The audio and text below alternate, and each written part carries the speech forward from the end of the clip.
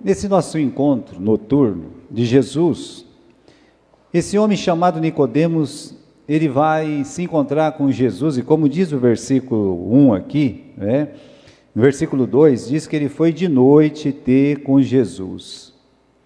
Nicodemos é daquelas pessoas que você olha, e tem como estudar um pouco a vida de Nicodemos, porque ele aparece aqui no capítulo 3, ele reaparece no capítulo 7, depois ele vai aparecer novamente lá no final do livro de João, quando Jesus já morreu, ele vai pedir o corpo de Jesus junto com José de Arimateia.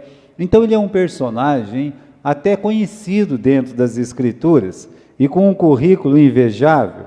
Ele é chamado aqui príncipe, ou um dos principais dos fariseus, e se entende assim, que se ele era um fariseu, ele era um homem que estudava muito a Bíblia, tá?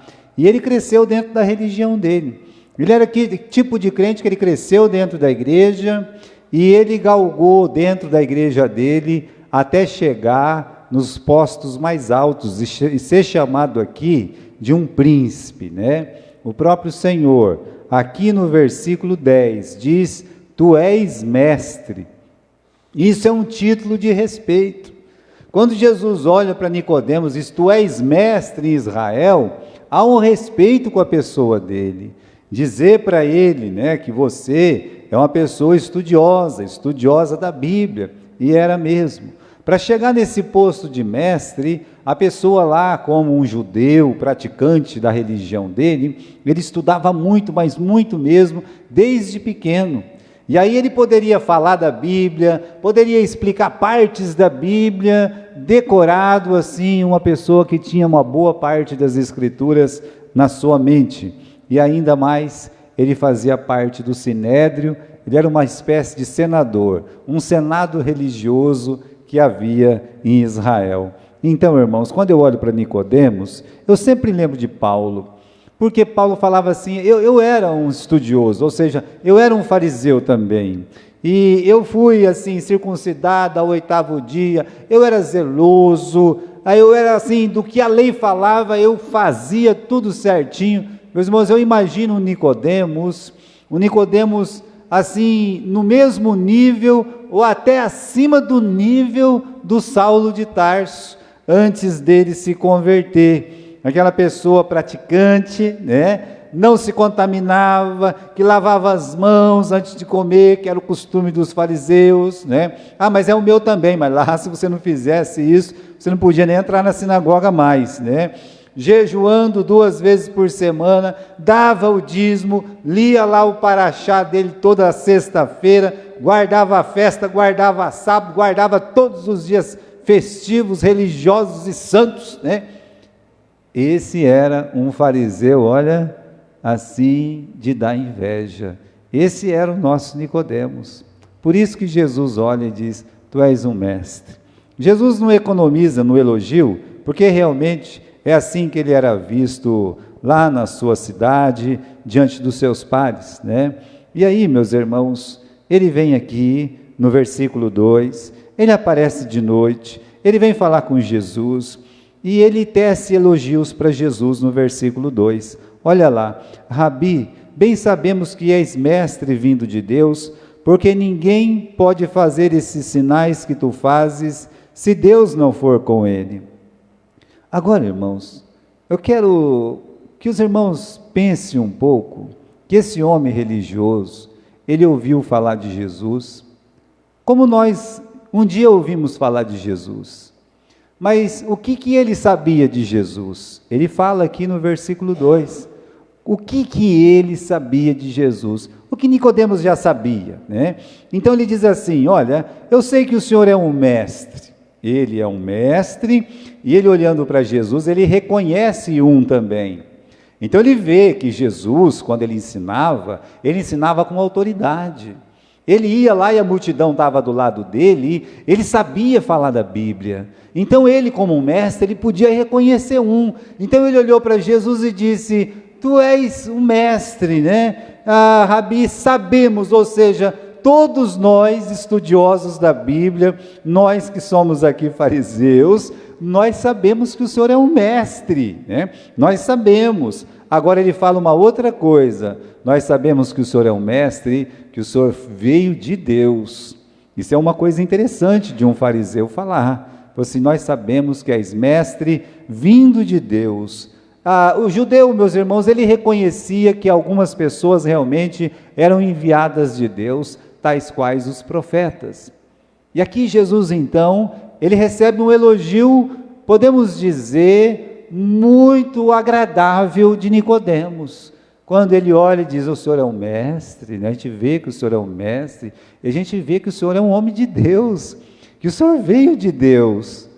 E aí ele dá um outro elogio ainda, né? O terceiro elogio, fala assim, ninguém pode fazer os sinais milagrosos se Deus não for com ele, porque Jesus fez muitos sinais milagrosos em Jerusalém. Eu lembro os irmãos que ele estava começando o ministério dele. O ministério de Jesus durou 3 anos e meio, mais ou menos. E ele, durante esses 3 anos e meio, aqui ele começou a fazer os milagres, e ele aparece em Jerusalém pela primeira vez. Então, é a primeira vez que ele vai para Jerusalém como mestre, como Messias. E agora o que ele faz? Ele faz milagres e o Nicodemos fica sabendo. Só para você ter uma base, aqui no capítulo 2, no versículo 24, né? 24 não, né? No versículo 23, quando ele estava em Jerusalém pela Páscoa, durante a festa, muitos, vendo os milagres que ele fazia, creram no seu nome. Então, irmãos, Jesus ele fez muitos sinais. Ele já tinha transformado a água em vinho, mas lá em Jerusalém os sinais eram diferentes. Você pode pensar num leproso curado, você pode pensar num cego curado, você pode pensar num surdo curado, você pode pensar num endemoniado que ele teve os demônios tirados do seu corpo. Muitos milagres Jesus fez. Então ele está reconhecendo. Então as 3 coisas mencionadas é que Jesus era um mestre, que ele foi enviado por Deus e que Jesus tinha poder de realizar esses sinais miraculosos, né? E tudo o que ele sabia, irmãos, eu coloco aqui como ressalto, o que ele sabia, todo mundo sabia, né?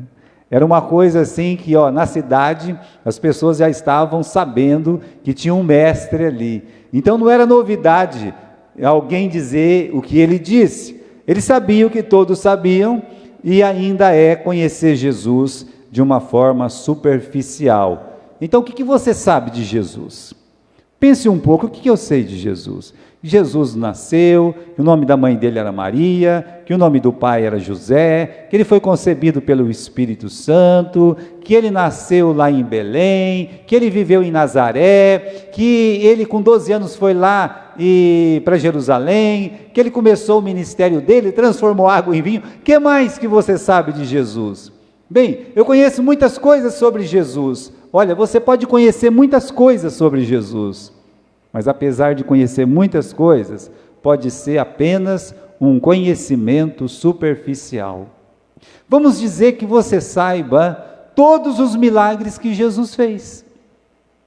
E vamos dizer que você ainda, além disso, você saiba todas as parábolas que Jesus contou.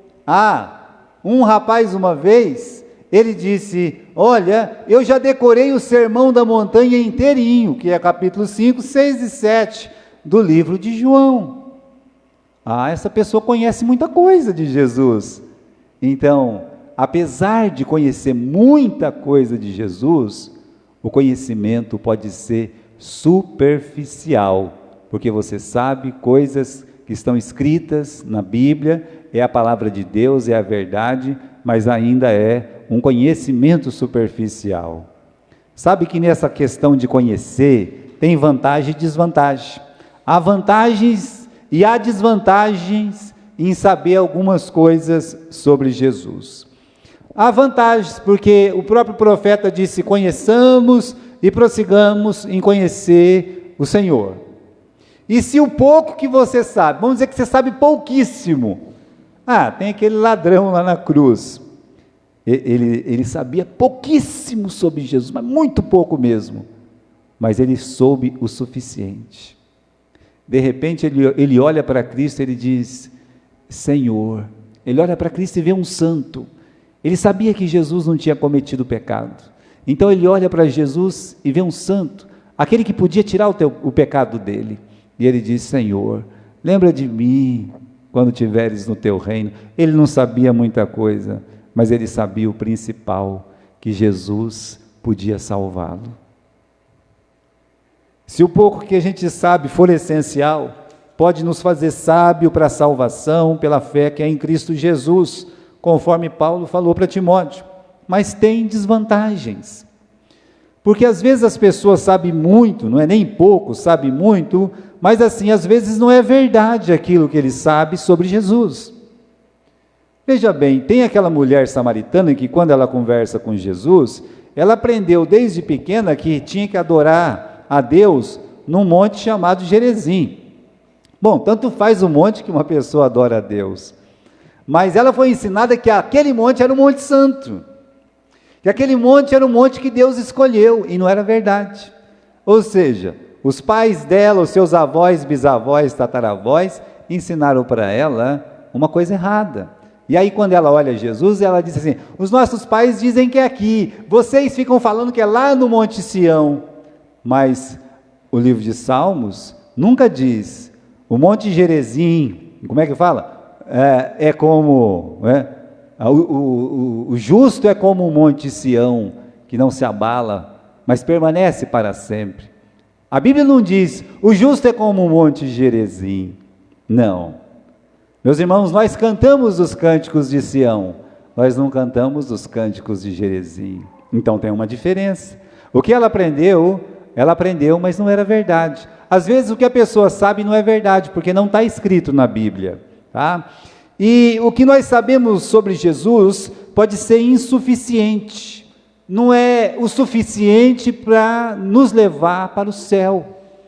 Veja só o caso do Nicodemos. Ele sabia 3 coisas sobre Jesus: que Jesus era mestre, ele sabia que Jesus, ele tinha vindo de Deus, e ele sabia que Jesus fazia milagres. Bom, se você souber só isso sobre Jesus, então eu sinto em lhe dizer que isso é muito pouco para te levar para o céu, porque ainda você não sabe o essencial. Ou o que nós sabemos sobre Jesus pode ser perigoso. Perigoso como? Porque nos engana, enreda nossa alma, nos deixa distante de Deus. Às vezes nós caímos naquela questão doutrinária e ficamos cegos por algumas doutrinas e esquecemos coisas importantes como o amor, como a misericórdia, como a compaixão. Mas nós não abrimos mão de algumas coisas, sabe? Do nosso rigor, da nossa santidade, sabe? E aí isso pode ser perigoso, porque é o que nós sabemos só para ofender as pessoas, nós sabemos para humilhar as pessoas, nós sabemos para destruir moralmente as outras pessoas. Então, há vantagens e há desvantagens sobre aquilo que nós sabemos sobre Jesus. Eu quero falar 2 coisas aqui, né? Uma é importante, a outra é muito importante também, mas há pessoas que nunca chegaram a Cristo porque achavam que já sabia tudo sobre Jesus. Eu já sei tudo. Nunca vão vir para ouvir a palavra. Tornaram-se insensíveis quanto às verdades fundamentais. Pensavam 1000 coisas de Jesus, mas a coisa mais importante jamais eles vieram a conhecer. Lembra aqueles fariseus no tempo de Jesus? Eles sabiam 1000 coisas sobre Jesus, mas a mais importante, eles não quiseram conhecer. E há uma outra coisa aqui, né? Outro ponto muito importante. Um grande empecilho para aprender de Deus é desaprender aquilo que já se aprendeu errado. Sabe, eu tenho um problema quando eu vou dirigir, que eu não gosto de olhar para trás, eu só olho para o retrovisor. Eu não gosto de olhar para trás. Então tem que ficar lá olhando no retrovisor. Aí é o seguinte, tive que mudar a carteira da minha letra, né? E graças a Deus já mudei, agradeço a Deus, a Mariazinha. E eu digo uma coisa para vocês, né? Cheguei lá, eu disse, eu vou ter que desaprender aquilo que eu já aprendi. Foi bem assim mesmo, porque é completamente diferente de você, lá tem umas marquinhas, e você tem que respeitar as marquinhas, se você não respeitar as marquinhas, vai que dá alguma coisa errada. Aí eu coloquei na minha cabeça o seguinte, quer saber? Todo mundo vem aqui, seja uma pessoa que nunca dirigiu, ou seja uma pessoa que já dirige há 50 anos, se ele vier e fazer tudo que está certinho na marquinha, o que vai acontecer? Vai tirar a carteira, não vai ser reprovado, né? Eu coloquei isso na minha cabeça no primeiro dia. Aí o vício, você sabe, né? Eu já olhei para os retrovisores, cadê os pontos? O ponto eu tinha que olhar para trás para ver o ponto, né? Já não conseguia entrar do jeito que devia, né? Aí eu pensei, calma, eu vou para frente, né? Eu vou desaprender o que eu aprendi e vou fazer aquilo que precisa ser feito. Então, olha só, um grande empecilho para aprender de Deus é desaprender aquilo que você já aprendeu errado. Aí você tem que aprender o que a palavra de Deus ensina para você. Agora, o Nicodemos, ele tinha uma virtude que poucos têm, que é uma grande virtude. Qual que é a grande virtude dele? É essa palavrinha mágica aqui, sabe? Como? Ele sempre queria saber mais, então ele quer saber mais. O que ele sabia não satisfazia o seu coração, né? Porque se isso satisfazesse o coração dele, ele não teria procurado Jesus. Se você está aqui, meu irmão, se você está aqui, meu amigo, é porque você quer saber mais sobre Jesus. Isso é uma coisa boa, é o que Nicodemos fez. E ele precisou vencer algumas barreiras. Ele foi de noite. Ele foi de noite porque ele estava com vergonha, porque ele não queria ninguém vendo ele falar com Jesus. Bom, eu digo uma coisa para você, tá? Ele foi de noite, mas ele foi. Porque tem muita gente que tem vergonha, tem muita gente que não quer, né, assim, porque se sente tímido, acanhado. E isso, meus irmãos, o medo, a vergonha, a timidez, impede as pessoas de vir ouvir a palavra, de aprender a verdade. Muitas pessoas, olha, tem um versículo na Bíblia que diz, os tímidos, os medrosos, não entrarão no reino dos céus, porque eles têm vergonha de vir dentro de uma igreja e ouvir a palavra e receber a palavra da verdade. Ele foi de noite, mas ele foi, né? Ele venceu essa barreira da timidez. Apesar de ele ser um mestre, naquele momento, ele se fez um aluno. Isso é muito difícil. A maioria dos fariseus do tempo dele não fizeram isso. Eles não tiveram a humildade de se fazer aluno de Jesus. Eles olhavam para Jesus, quando Jesus falava da eternidade, da salvação, eles ficavam com raiva. Eles não queriam aprender daquele mestre da Galileia. Eles não queriam saber de ouvir a palavra de Deus daquele Galileu de Nazaré, porque Nazaré tinha uma fama muito ruim. Então até chegaram a dizer, olha e veja que nunca saiu o profeta da Galileia, né? Eles realmente, eles não gostavam de Jesus por esses motivos. Agora, apesar dele ser um mestre, ele se fez aluno naquela noite, e apesar dele já ter a religião dele, ele queria saber o seguinte, não é de religião, eu quero saber o que a palavra de Deus ensina. Isso é muito importante. Olha, esse ponto aqui é o ponto que mudou a vida do Nicodemos. Às vezes as pessoas ficam brigando por causa de igreja, por causa de religião, etc. Mas olha o Nicodemos, ele não quer saber de religião, ele quer saber de ouvir a verdade. Então as pessoas que querem e se interessam de aprender a verdade, já está em vantagem. E Nicodemos, ele esteve nessa vantagem. Ele tem a palavra-chave para quem quer saber mais. Como pode ser isso? Aquele versículo 9 que a gente leu lá, olha, ele perguntando, como é que pode uma pessoa nascer de novo? Como é que pode uma pessoa entrar na barriga da mãe dele e nascer de novo sendo velho? Porque Jesus falou que ele precisava nascer de novo. Então ele falou assim, como é que pode essas coisas, né? Esse negócio do vento que vai para lá, vai para cá, né? Como é que pode uma coisa dessa? Então, é uma coisa boa para quem quer aprender, é perguntar como, né? Quantos deveriam nessa noite, perguntar para si mesmo e dizer: como eu faço para ir para o céu? Veja como é importante. Como é que eu faço para isso, para ir para o céu? Como é que eu faço, né, para nascer de novo, que nem Jesus está dizendo aqui? Olha, essa era a questão do eunuco. Uma vez o Espírito Santo disse para Filipe: Filipe, olha, você vai sair daqui, você vai para um lugar muito distante. Ele foi arrebatado para aquele lugar, e vai ter uma pessoa lendo a Bíblia lá. Conversa com ele. Aí o Filipe perguntou: e aí, você entende o que você está lendo? E o camarada lá dentro da carroça disse: como que eu vou entender se ninguém me ensinar? Essa humildade de querer aprender, essa humildade de perguntar: como é que faz isso aí? Eu digo para você que no seu trabalho, por exemplo, vai ser muito bom se você ser humilde, você não souber fazer uma coisa e você perguntar: como é que faz isso aqui? Eu nunca fiz isso, como é que faz isso aí? Tem gente que se atrapalha toda só porque não tem a humildade de perguntar: mas rapaz, como é que faz esse negócio aqui que eu não sei?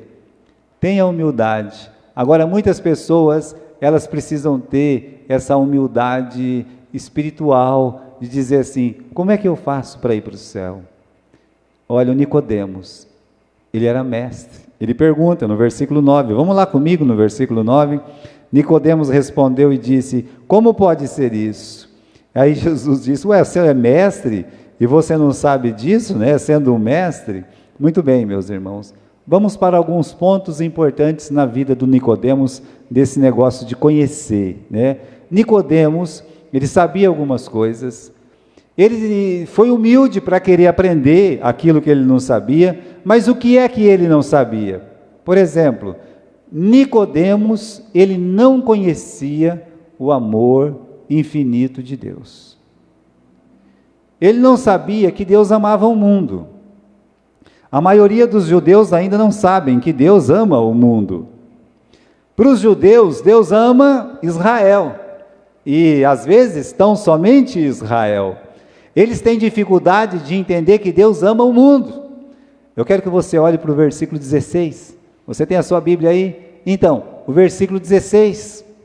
Olhe bem para esse versículo. O que está escrito lá? Porque Deus amou o mundo. Então, ele não sabia isso. Ele era mestre, estudou, talvez de idade, com 60, 70 anos de idade.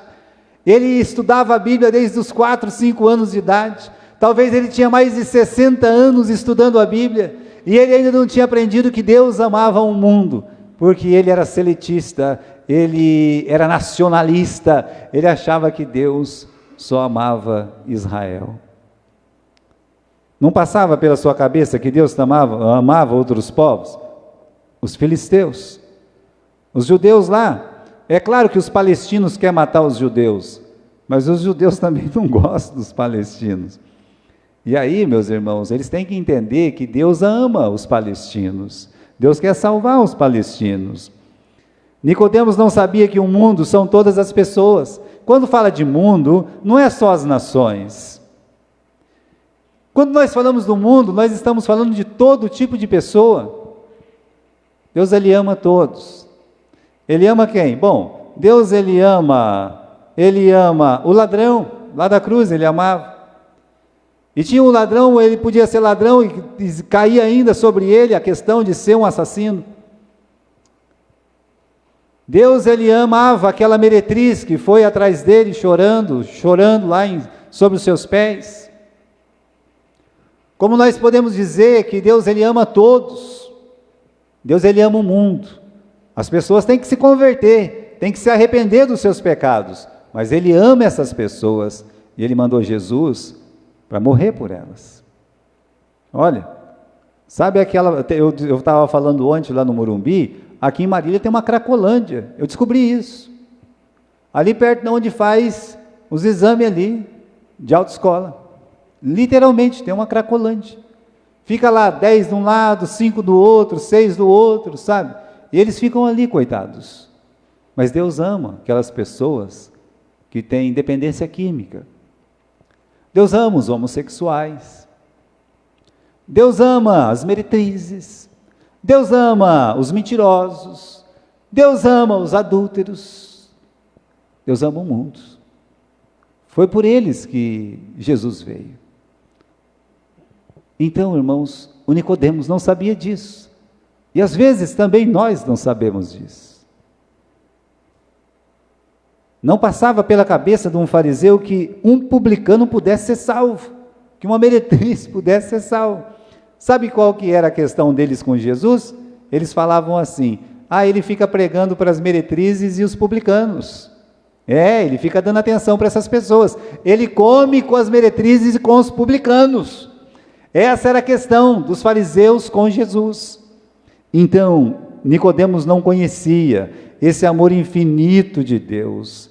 Ele não sabia que a maior demonstração de amor de Deus é aquela de Romanos, quando o apóstolo Paulo diz que Deus prova o seu amor para conosco, que Cristo morreu por nós, sendo nós ainda pecadores. Ele não morreu quando eu já era santo, não. Ele não morreu quando eu já era bom. Ele não morreu quando eu já era crente. Ele morreu sendo nós ainda pecadores. Então Nicodemos não conhecia esse amor infinito de Deus. Nicodemos, ele desconhecia o plano de salvação, porque ele tinha o próprio plano de salvação. O plano de salvação de um fariseu era: não coma isso, não faça aquilo, não toque naquele outro lá. Então você tem que guardar esse dia, você tem que guardar aquela festa, você tem que jejuar 2 vezes por semana, você tem que dizimar até o coentro, até qualquer coisa. Eram mais de 300 leis para ir para o céu dos fariseus. Não era fácil, não era moleza. Mas ele não sabia, meus irmãos, o plano de salvação de Deus, porque no plano de salvação dos fariseus, ele podia comprar o céu, mas no plano de salvação de Deus, ninguém pode comprar o céu. O céu não está à venda. No céu, meus irmãos, que Deus preparou, existe um plano de salvação para entrar, e ali nós aprendemos, no plano de salvação de Deus, que todos são pecadores, todos. Não são apenas pecadores, mas o pecado nos separa de Deus. Por isso Paulo disse: todos pecaram, estão separados da glória de Deus, perdição eterna.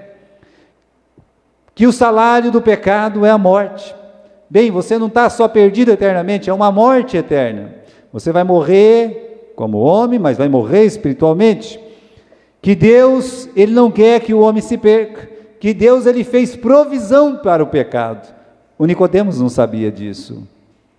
Bem, e você sabe disso? Sabe que você é um pecador, que o teu pecado te separa de Deus? Deus não quer que você vá para o inferno, por isso ele fez uma provisão. O que é isso, provisão? Ele deu um jeito, é o jeito de Deus e não pode ser o nosso, para que você não vá para o inferno. Ele enviou o seu Filho para morrer na cruz, para nos salvar. E é preciso crer em Jesus. É preciso entregar a vida para Jesus. Bem, Deus fez a provisão. Qual é a provisão de Deus? Jesus morreu na cruz. E qual é o papel do homem? O papel do homem é crer, é fé, é entregar a sua vida para Jesus. Esse é o plano de salvação de Deus. Agora, Nicodemos desconhecia completamente esse plano de salvação. Nicodemos não conhecia a maior necessidade de um homem, Para Nicodemos, o homem, ele tinha que fazer muitas coisas, mas não isso que Jesus Cristo disse que ele tinha que fazer. Por exemplo, para Nicodemos, um homem, ele tinha que ser circuncidado, guardar a lei e o sábado, não comer carne de porco, não tocar numa coisa morta, dar o dízimo, jejuar 2 vezes por semana, lavar a mão antes de comer, entre outras coisinhas que nós já falamos. Então, para Nicodemos era isso, tá? Eu preciso fazer isso para ir para o céu. Aí, meus irmãos, Jesus vem e muda o discurso de Nicodemos. Jesus vem e muda o discurso daqueles judeus fariseus. e diz uma palavra completamente diferente. Ele desconhecia completamente a maior necessidade do homem. Vamos ler o versículo 2 novamente. Ele foi ter de noite com Jesus e disse: Rabi, bem sabemos que és mestre vindo de Deus, porque ninguém pode fazer esses sinais que tu fazes se Deus não for com ele. Bom, Jesus foi direto, na lata. Jesus disse: na verdade eu te digo que aquele que não nascer de novo não pode ver o reino de Deus. Olha só, não sou eu que estou dizendo isso. Isso aqui não é a palavra da Igreja Batista da Fé, é uma palavra lida na Igreja Batista da Fé. Essa aqui, meus irmãos, é a palavra de Jesus quando ele está evangelizando uma alma à noite. E essa alma faz muitos elogios para ele, mas Jesus olha para essa alma e diz, olha, versículo 3, na verdade eu te digo, que aquele que não nascer de novo não pode ver o reino de Deus. Por que é tão importante nascer de novo? Jesus repetiu 5 vezes para o Nicodemos. Quantas? 5. 5 vezes a mesma coisa de uma forma diferente. Ele disse no versículo 3, aquele que não nascer de novo não pode ver o reino de Deus. Ele voltou a falar no versículo 5, aquele que não nascer da água e do Espírito. Ele fala no versículo 6, o que é nascido da carne é carne, o que é nascido do Espírito é Espírito.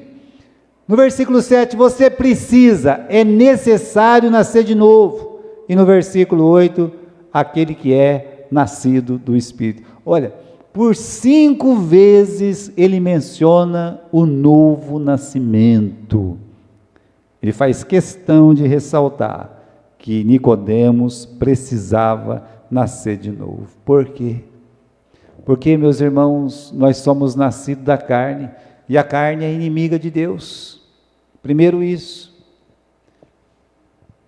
É a inimiga da vontade de Deus. Você acha mesmo que você vai ter vontade de servir a Deus na carne? Pode durar por um tempo, mas não dura. O que é nascido da carne é carne, o que é nascido do Espírito é Espírito, disse Jesus. As obras da carne são conhecidas. O apóstolo Paulo menciona no livro de Gálatas. E são, assim, obras terríveis. Então aquilo ali é carne. Uma pessoa que quer servir a Deus na carne, vai chegar uma hora que ele não vai aguentar, ele vai desistir, ele vai se afastar, ele vai embora. Por isso Jesus está dizendo, não adianta só nascer na carne e querer virar crente, você tem que nascer de novo. Tem que nascer de novo. Então, primeiro por isso, porque somos nascidos da carne, a carne inimiga de Deus, e porque estamos espiritualmente mortos. Paulo lembra os Efésios, vós estáis mortos em vossos delitos e pecados, e principalmente, quem não nascer de novo, não pode ver o reino de Deus. Isso para mim basta. Por que eu tenho que nascer de novo? Bom, Jesus falou aí, se você não nascer de novo, você não vai ver o céu, você não vai entrar lá. Você não vai ver o reino de Deus. Isso quer dizer que você não vai ver Deus, que você não vai morar com Deus. É isso que ele está dizendo. Você precisa nascer de novo. Olha aqui, vamos ler novamente no versículo 7. Não te maravilhes de dizer isso, necessário vos é nascer de novo. Agora, irmãos, olha a simplicidade do novo nascimento. Como é que uma pessoa vai nascer de novo? O Nicodemos pergunta isso, mas como é que eu posso nascer de novo, né? Ele até confundiu, ele pensava que ele tinha que entrar na barriga da mãe dele de novo, mas não era nada disso, né? Nada disso aí. Não tem a ver com aquilo que você vai fazer, tem a ver com aquilo que Deus fez por você, que é muito importante. Olha, versículo 16, que você tem aí na sua frente, a primeira parte diz assim, Deus amou o mundo de tal maneira que deu o seu Filho unigênito. A base do Novo Testamento é Cristo. A base do Novo Testamento é Cristo. Ele veio ao mundo, Ele tomou a nossa cruz, Ele morreu no nosso lugar, Ele derramou o seu sangue, nós somos comprados pelo seu sangue, para tirar o nosso pecado. Então, meus irmãos, como é que uma pessoa nasce de novo? Você, por exemplo, não é o que você vai fazer, o que você está fazendo, porque é o que Deus fez. Nós temos que entender isso aí. Você acha mesmo que você tem santidade para encontrar o santo? Sabe, quando a gente começa a ler o livro de Levítico, vem um monte de pecado, né? Para tratar o pecado, ele disse assim no capítulo 4, olha, quando o sacerdote pecar, um sacerdote pode pecar. Ele diz assim, quando a congregação pecar, todos nós podemos pecar. Ele diz, mas quando um príncipe pecar, sabe, um rei, ele também peca. Aí ele fala assim, quando uma pessoa comum pecar por ignorância,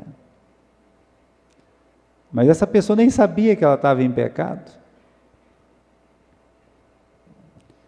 Veja como é a coisa. Você acha que pode ir para o céu se você tem pecado que você nem sabia que era pecado, mas é pecado diante de Deus, e Deus vai barrar você por isso? Mas não precisa ser o pecado da ignorância. O pecado que você conhece, você cometeu, já te incrimina para o céu. Você não pode entrar. Então, olha, não tem a ver com o que você pode fazer, mas com o que Deus fez com você. Deus sabe que, sendo pecadores, nós íamos para o inferno. Então Ele fez a provisão para a nossa salvação. E a provisão para a salvação é justamente essa. Deus amou o mundo de tal maneira que fez uma provisão. Qual é a provisão? Ele deu o seu Filho unigênito. Essa é a provisão de Deus. Deus, Ele entregou o seu Filho. Para nascer de novo, não é difícil. Basta crer em Jesus. Vamos para o versículo 16, você consegue me acompanhar aí no versículo 16? Porque Deus amou o mundo de tal maneira, né, fez essa provisão que deu seu Filho unigênito, para que todo aquele que nele crê não pereça, mas tenha a vida eterna.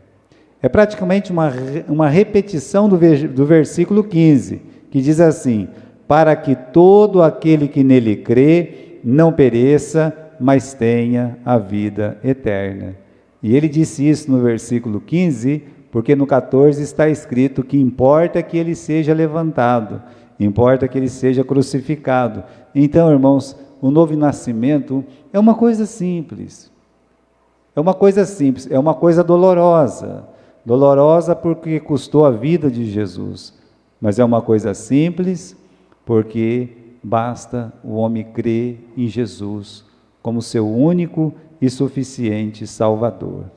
E aí, é tão simples que as pessoas não acreditam, é tão simples que as pessoas não recebem, é tão simples que as pessoas se esquivam.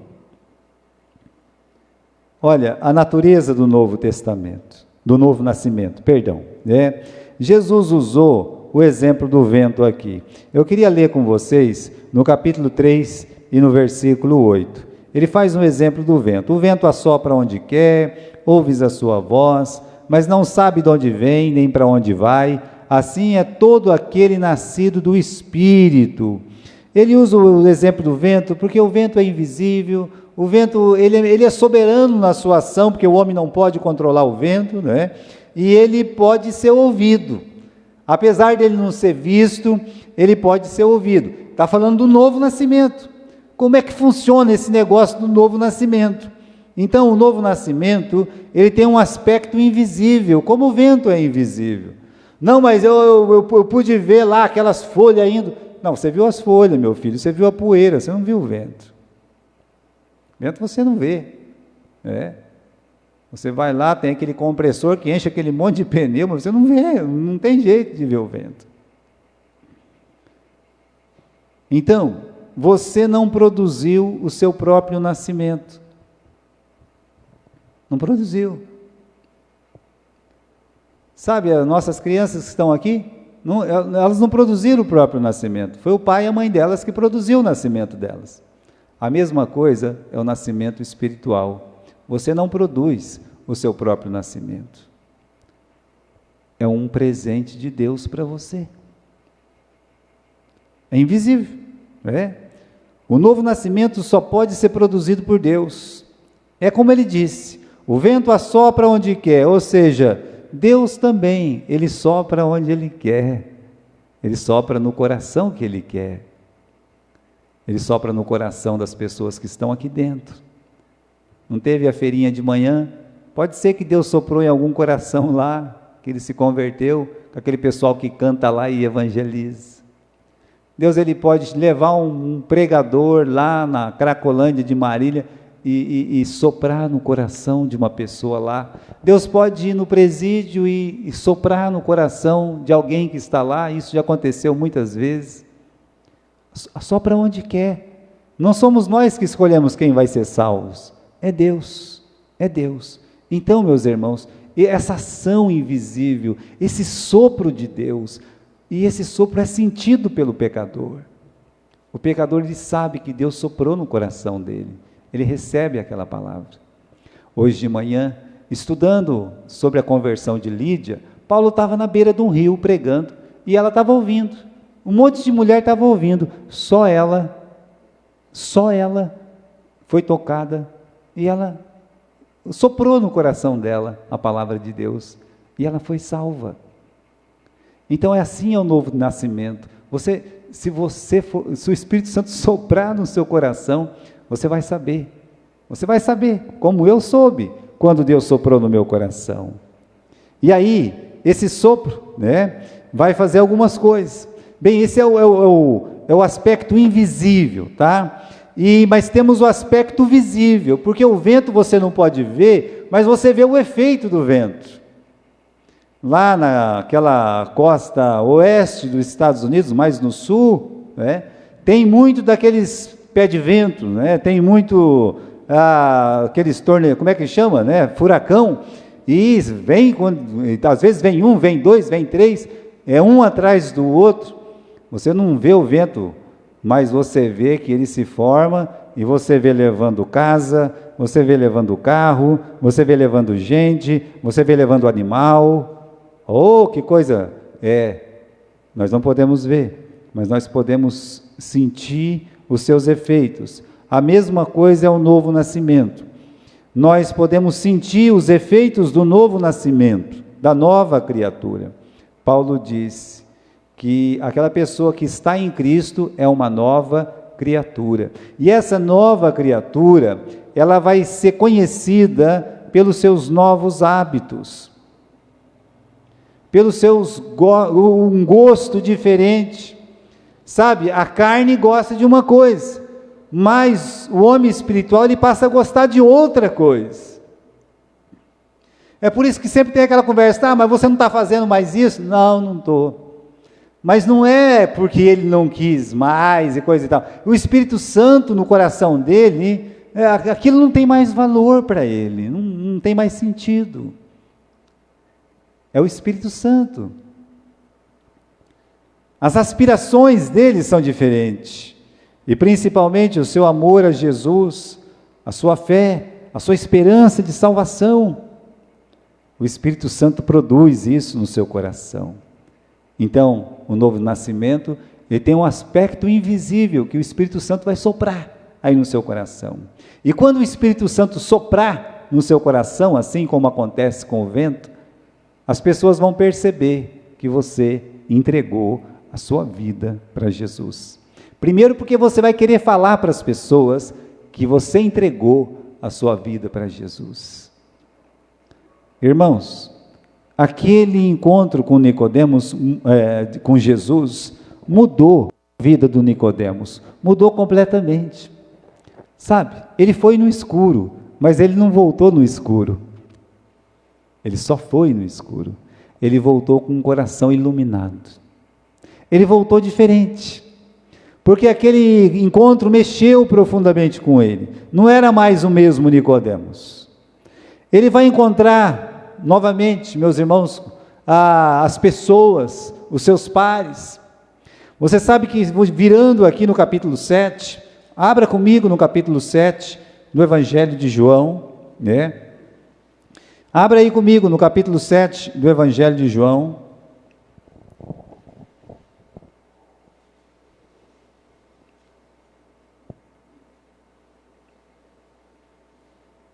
Eles mandaram prender Jesus, os fariseus.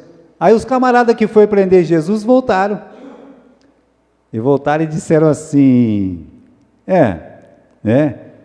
por que não o trouxeste? Final do versículo 46. Responderam os servidores: nunca ninguém falou que nem aquele homem.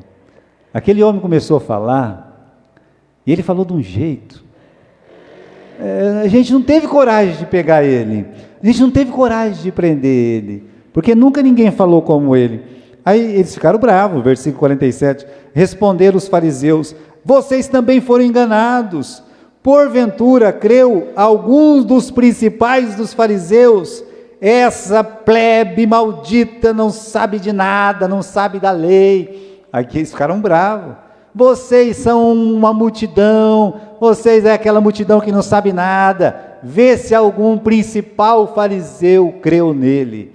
Aí, olha só o versículo 50, Nicodemos, que era um deles, que foi de noite ter com Jesus, disse: a nossa lei, porventura, condena o homem sem primeiro ouvir e ter conhecimento do que ele fez.